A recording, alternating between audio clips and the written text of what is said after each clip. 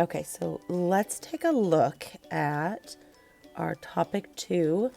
We're going to be working with adding and subtracting decimals. We're also going to be working with rounding. So make sure you are paying attention to also when I give you the mystery word. So if your teacher wants you to write down a mystery word, I will have that as we begin. So let's first take a look. We have Albanyville Library has a study room that's 13.67 square meters on the first floor and a closet that's 9.52 square meters on the second floor. Which of the following is the best estimate of the total number of square meters of the two rooms? So if we take a look, we're going to also make sure we're estimating. So circle the numbers. I always like to circle the numbers. If you do cubes in your classroom, that's part of the acronym. So circle the 13.67, circle the 9.52 or 52 hundredths is the proper way of saying it. And then I'm going to underline best estimate just to remind myself. They don't want the exact number. They just want an estimate, kind of like close to or almost, or those clue words. So I'm going to line up my numbers. So I have my 13.67 hundredths, and I'm going to use that 6 to see what the whole number is going to either stay the same at or round up to. So 5 or more, let it soar. 4 or less, I'm going to let it rest at 3. So since it's a 6, it's going to make the 3 change to a 4, and my new number will be 14. Then below that, I'm going to have my 5 in the 10th place, and it's going to look over at the 9, and I have to decide, am I going to let it soar up to 10 or let it stay rested at 9? But since it's 5 or more, it's going to soar up to 10. So now all I'd have to do to estimate is add 14 plus 10, and my answer is about 24. So I look, D is 24, so D is the answer for number 1. Now, looking at number 2, what is 3 and 962 thousandths rounded to the nearest hundred? So the TH, so I know it's after the decimal. So I'm going to look, and I need to round to the nearest hundredths. So I'm looking at my 2 to decide what is the 6 going to do. Is it going to stay rested, or is it going to soar up to a 7? So 5, anything that's a 5, 6, 7, 8, 9 is going to let the 6 soar up.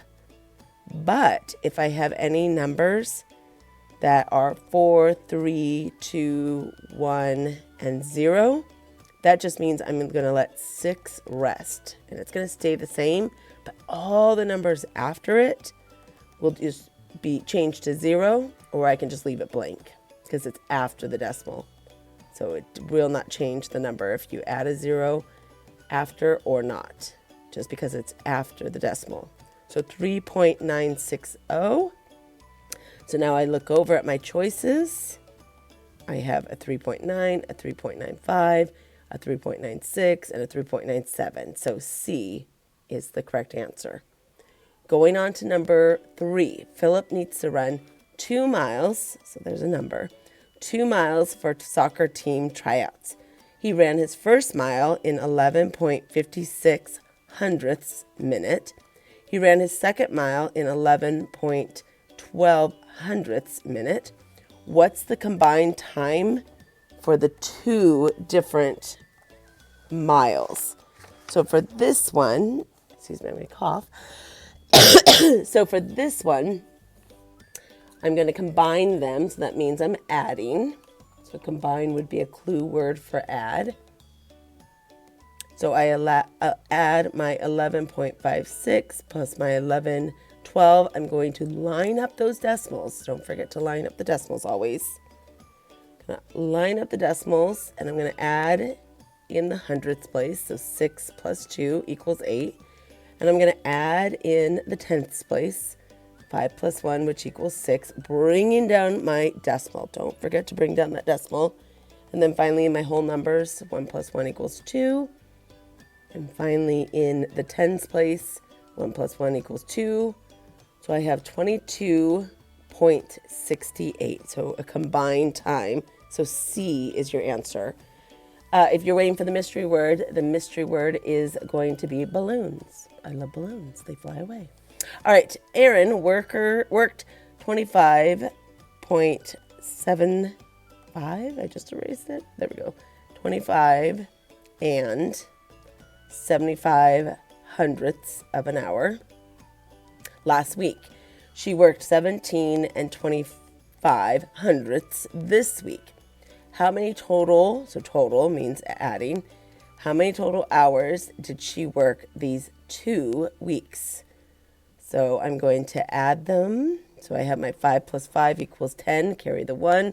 1 plus 7 plus 2 equals 10, so carry the 1.